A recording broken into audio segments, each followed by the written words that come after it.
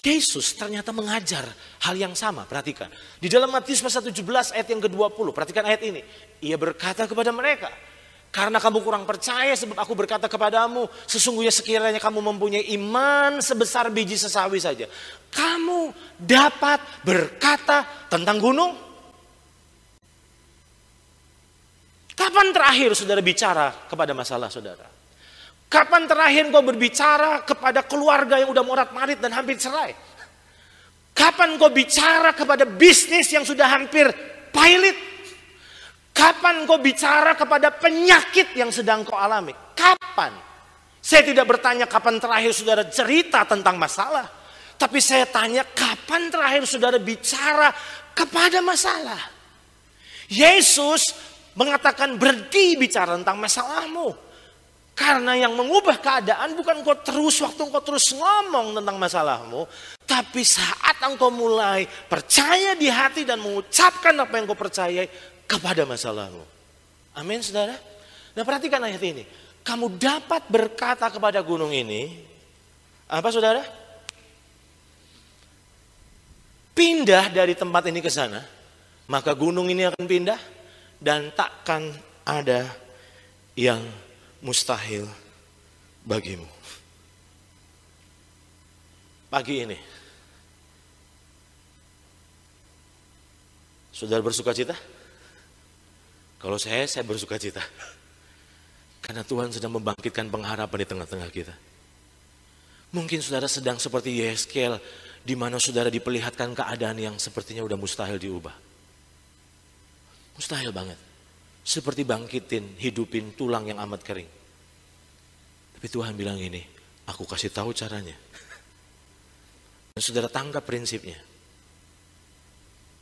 Oke, saudara bisa menangkap dan bisa mengikuti sampai di titik ini.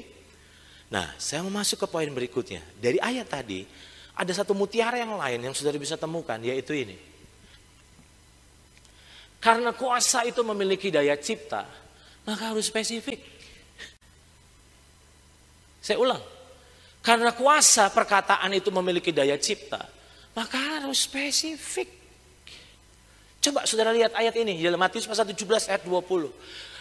Sesungguhnya sekiranya kamu mempunyai iman sebesar biji sesawi saja, kamu dapat berkata kepada gunung ini, pindah dari tempat ini ke sana. Aneh ya? Pindah dari tempat ini ke sana. Saudara mau tahu? Kalau saya cuma bicara kepada gunung itu pindah, saudara lagi bikin bingung gunung. Saya ulang. Kita kan ngomong, gunung pindah. Nah kenapa nggak pindah-pindah? Karena saudara belum kasih alamat.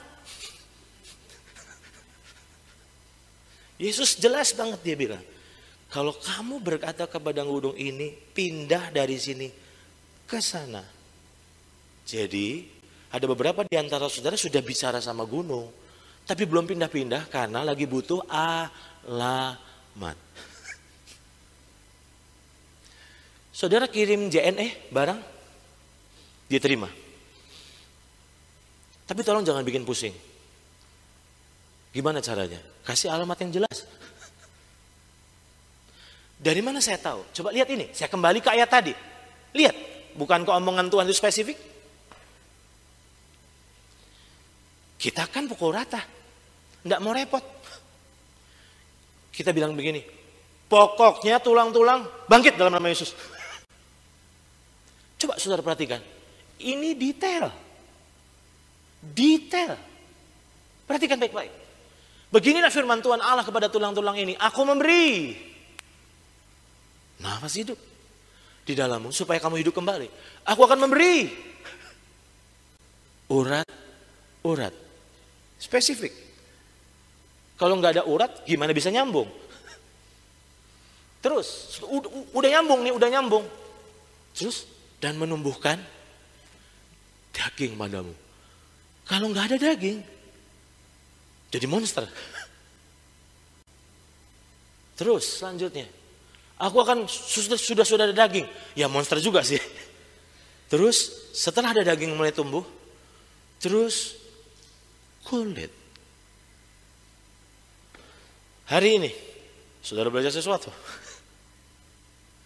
Jangan-jangan yang membuat iman belum bekerja dalam mengubah kenyataan. Karena Tuhan sedang menunggu perkataan yang spesifik. Bukan tidak mau kerja, spesifik.